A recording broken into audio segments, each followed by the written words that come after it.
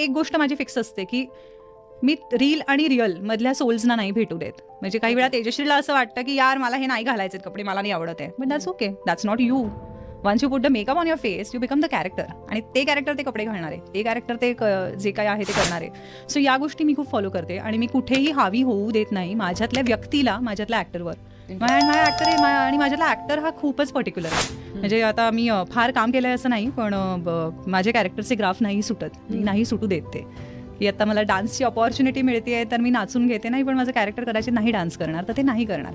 मग तेजश्रीला नाही असं वाटत की यार पण मला डान्स करायची अपॉर्च्युनिटी होती, मी करायला हवा होता वगैरे, असं नाही होत. I put my foot down की ये नाही करेगा, क्रिएटिव्हली बात करते, डिस्कस करते, असं होतं माझं.